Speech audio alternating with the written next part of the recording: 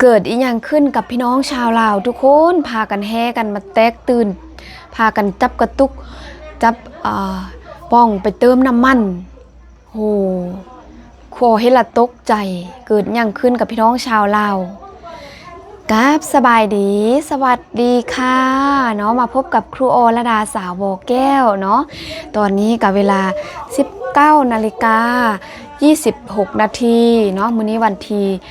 2เนาะวันที่2เดือน3ทุกคนปี2026ก้าวเข้ามาปีนี้ก็รู้สึกว่าโอ้โหตั้งแต่ต้นปีเลยเนาะทุกคนวุ่นวายเนาะก็คือดังที่เฮาฮู้เลยทุกคนเนาะสภาพสถานการณ์บ้านเมืองเนาะพี่ๆ FC เนาะทุกคนที่เข้ามาเห็นคลิปนี้เบิ่งอยู่ไส้จังหวัดใดอย่าลืมคอมเมนต์บอกครูอรดาสาวบอกแก้วนำเด้อเนาะเป็นอะไรก็ฝากกดติดตามเป็นกำลังใจให้สาวครูเด้อเนาะตอนนี้สาวครูกำลังอัดคลิปอยู่ที่เมืองห้วยทรายแขวงบอกแก้วเด้อเนาะนี่ทุกคนอยู่ประเทศลาวพากันมาเต็มยวนปั๊มน้ำมันเต็มเลยจ้าแบบจับตุกจับทั้งมีอย่างกับมีหมดทุกคนล่าสุดครูออกมาอ่านข้าวเนี่ยเขามาอ่านข้าวน้ำกันทุกคนอัปเดตเนาะอัปเดตที่มุกดาหารอันนี้ขออนุญาตเพจทางลาวโทรโขงเนาะด้านมุกดาหารประเทศไทยยังส่งน้ำมันออกปกติซึ่งมือนี่มีรถน้ำมันจำนวนหลายคันมาต่อคิวเพื่อจะขนน้ำมันมาลาวนี่พี่น้องชาวลาวเอ้ยอย่าฝ่าแตกตื่นกันเนาะน้ำมันสิหมดก็ย้อนพี่น้องชาวลาวมาแบบแตกตื่นแล้วก็แห่พากันมาซื้อน้ำมันค้นไปไว้นี่แหละเนาะเหตุการณ์นี้นะทุกคนครูออเคยเห็นครั้งหนึ่งตอนที่ครูออไปเวียงจันทน์ปี2021หรือว่า22นี่แหละระหว่าง2ปีนี่แหละอันที่ครูออไปเนาะช่วงนั้นป๊าดทุกคนมีน้องฮักครูออเนาะพาครูออไปเที่ยวบ้านเนาะตอนนั้นไปเวียกแล้วก็พอดีไปเวียกน้ำกันเนาะซึ่งครูออค่ายอาหารเสริมเนาะโคโลเพียวก็เป็นของคนไทยนี่แหละแต่ว่าเฮาไปประชุมมีมีตติ้งอยู่เวียงจันทน์แล้วไปช่วงปิดเทอมป๊าดพ่อแม่ประชาชนไปท้าไปต่อคิวเติมน้ำมันเป็นชั่วโมง2ชั่วโมงแล้วก็รถเต็มเลยทุกคนป๊าดครั้งประวัติศาสตร์แล้วมื้อนี้มาเห็นอีกค่ะนะทุกคนล่าสุดเนาะข้าวก็ออกมาแล้วว่าบ่ให้แตกตื่นน้ำมันยังมีอยู่เนาะนี่ทางฝั่งไทยเพิ่นก็ยังส่งมานี่อันนี้อัปเดตล่าสุด1ชั่วโมงผ่านมานี่ทางการลาวเพิ่นก็แจ้งมาแล้วเนาะอันนี้ก็เนาะทุกคนเดี๋ยวขอจะอ่านให้ฟังแจ้งการกระทรวงอุตสาหกรรมและการค้าขอแจ้งมาอย่างประชาชนทั่วประชาชนทราบทั่วถึงกันการสนองน้ำมันเสื้อไฟให้สังคมแม่นอย่างปกติและมีเพียงพอถึงจะมีสภาพเนาะเหตุการณ์ที่บ่สงบในภาคพื้นตะเวนออกกลางก็ตามนี่เนาะข้อจะบ่อ่านหมดเพราะว่าเนื้อในใจความกับหมดสำนีเนาะทุกคนเขาออกมาแจ้งแล้วเนาะแจ้งแล้วอย่าฝ่าวแตกตื่นเนาะแล้วนี่อันนี้ก็ยืนยันมาจากทางการไทยเนาะนี่อันนี้เป็นทางการไทยเนาะนี่เพราะว่าตัวหนังสือน้อยแล้วก็ครูออกก็อ่านภาษาไทยบ่ได้หมดครูก็เลยบ่อยากอ่านเนาะครูก็เลยอ่านเป็นหนังสือเป็นของลาวเนาะตัวหนังสือลาวทุกคนเป็นข้าวที่ว่าน่าเชื่อถือมีผู้ติดตามล้านปลายเนาะจะเข้า2 ล้านนี่แหละเนาะเพจนี้โทรโขงเนาะถ้าบ่เชื่อไปติดตามเบิ่งข้าวนี้ก็ได้เนาะเป็นข้าวที่น่าเชื่อถือเนาะแล้วอันนี้ก็มาจากฝั่งไทยเนาะข้าวมาจากฝั่งไทยแจ้งการเพิ่นก็เอาจากฝั่งไทยนี่แหละเนาะส่วนลาวอีกซื้อลาวเฮาก็ติดตาม ข้าวแหล่งข้าวส่วนหลายกับเมมาจากประเทศไทยเนาะทุกคนคือครูโอนะส่วนหลายจะ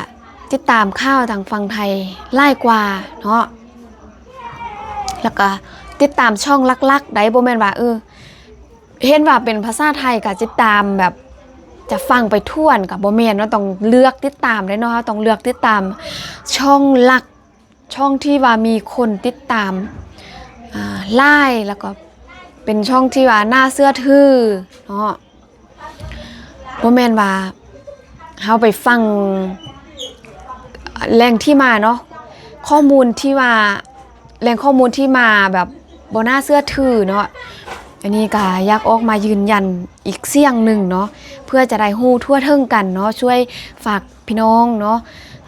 พี่ๆ FC เนาะทุกคนที่เข้ามาเห็นคลิปนี้เนาะแชร์ไปน้ำกันเนาะอย่าฝ่าแตกตื่นเถื่อถ้าว่าจะตุนน้ำมันไว้ยามปลูกข้าวหน้ากะยังด้นเนาะทุกคนล่าสุดน้องสายของครูออกอะส่งข้อความมาทุกคนที่จริงครูออกอะถ้าว่ามีเงินครูออกเห็นข้าวเนาะทำอิฐครูออกตกใจไรก็ยักให้แบบถ้ามีเงินก็ยักซื้อมาไว้หั่นแหละแต่มาเบิ่งข้าวตัวนี้เนาะก็อัปเดตลงมาเมื่อกี้นี่เนาะก็เลยโล่งใจน้อยนึงแล้วเมื่อกี้น้องชายครูออกส่งข้อความมาว่าเอ้ยมีเงินให้ยืมเด้ว่าซั่นเอ้ยมีเงินให้ยืมเด้ให้ยืมก่อนจักล้าน2ล้านบาทเดี๋ยวนี้น้ำมันขึ้นเพิ่นว่าตอนนี้บ่มีเงินเนาะน้องสายว่าสิแล้วครูออกก็ตอบสั้นๆทุกคนหัวครูออกตอบมันยังบ่มีเทื่อครูออกก็บอกความจริงเนาะบ่มีเทื่อโหเนาะที่จริงน้องชายจะซื้อไว้ย่านว่าช่วงที่ว่าจำเป็นเนาะเอาไว้ใส่เฮ็ดหน้านี่แหละเนาะแล้วก็การเดินทางคือย่านมันคาดคือปี2021-22ตอนนั้นน่ะทุกคนตอนนั้นนี่คาดแต่แท้น้ำมันนะทุกคนคาดแต่แท้นี่แหละแบบคาดแล้วก็โหนะค่าน้ำมันแพงคือแบบเคยฮู้บ่เคยเห็นเป็นครั้งประวัติศาสตร์เลยตั้งแต่ครูออกเกิดมา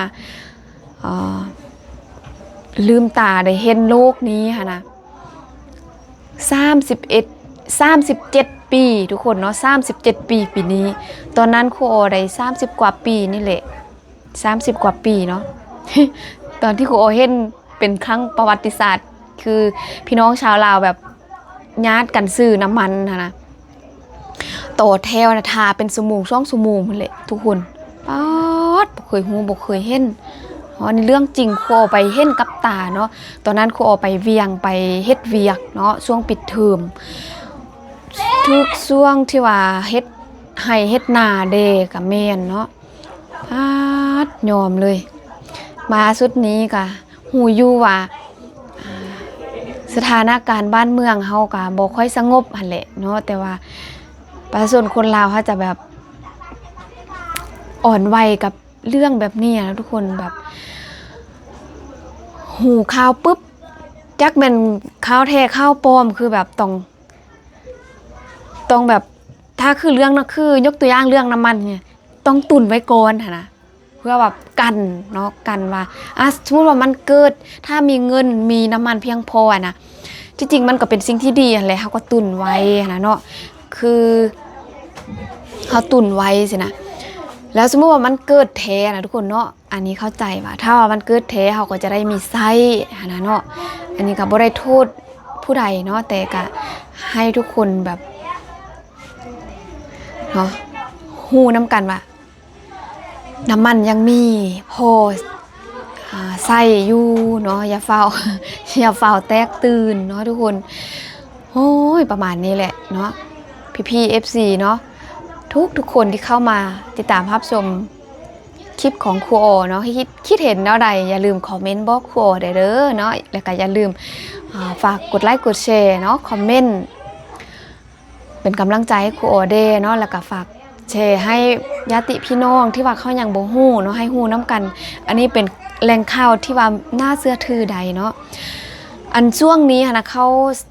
เหตุการณ์ยังบ่ปกติเขาอาจจะปั้นข่าวหรือว่าที่จริงมันก็ถ้าว่าทองคำนี้มันแบบทองคำช่วงตอนนี้นะพันพวนที่สุดนะทุกคนถ้าว่าผู้ใดซื้อเนาะเรื่องทองคำผู้ใดซื้อก็ให้คิดว่าถือระยะยาวทองคำนี้มันมีแต่ขึ้นมันจะบ่มีว่าลงเนาะถ้ามันลงก็คือแบบมันขึ้นสมมติว่ามื้อนี้มันขึ้นอยู่ 80,000 เนาะเดี๋ยวนี้มันขึ้นอยู่ 80,000 แล้วทุกคนเนาะทองคำจาก 70,000 ปลายมา 80,000 แล้วสมมติว่ามันลง 70,000 ก็อย่าฟาวตกใจเถื่อพุ่นปีนี้นะมดปีนี้บางเถื่ออาจจะแตะหลักเส้นเนาะแต่ก็ติดตามเนาะติดตามข่าวอย่างใกล้ชิดครูโอติดตามแท้นี่แหละทุกคนแต่เพียงแต่ว่าครูโอบ่ได้ออกมาเว้าเนาะบ่ได้ออกมาเว้ากับพอฮู้อยู่เนาะข่าวเรื่องเงินขึ้นเงินลงบ่คำขึ้นคำลงบ่สินะติดตามไว้ซื่อๆแต่บ่มีอันจะซื้อเนาะ อันนี้ก็ยักซื้ออยู่เนาะครูโอก็ยักซื้ออยู่เนาะคือทองคำนี่เกิดมาครั้งหนึ่งในชีวิตเนาะก็ยักมีเงินมีคำใช้คือผู้อื่นเนาะคือเวลาครูออใส่เนาะอาจจะเป็นเงินโบที่ว่าแบบเป็นเลทโบเสียนะเนาะคือนักเรียนมักเป่าเยยครูอก็บอกลูกศิษย์ค่ะเพราะว่าเขาบ่เคยเห็นครูอใส่เนาะครูอมาใส่สินะเขาก็จะว่าของแท้ของปลอมครูของแท้ของปลอมเนาะคือบ่ลอกบ่ดำจำนำบ่ได้นี่คือคำตอบของครูอให้ลูกศิษย์ทุกคนนี่ก็เล่าให้กันฟังเนาะทุกคนคือเฮาก็ติดตามข่าวอย่างใกล้ชิดเนาะทุกคนเพราะว่าช่วงนี้ก็บ่แน่นอนถ้าว่ามีตุนไว้ก็เป็นการดีเนาะก็บ่แน่นอนเนาะในอนาคตเนาะทุกคนคิดเห็นอะไรก็อย่าลืมคอมเมนต์เนาะสำหรับคลิปนี้ก็จะจบคลิปไปซ้ำนี้ก่อนพบกันคลิปต่อไปเด้อเนาะแล้วก็ฝากติดตามช่องของครูอรดาสาวบอกแก้วเป็นภาษาไทยให้เด้อเนาะขอต้องกล่าวคำว่าสบายดีสวัสดีค่ะ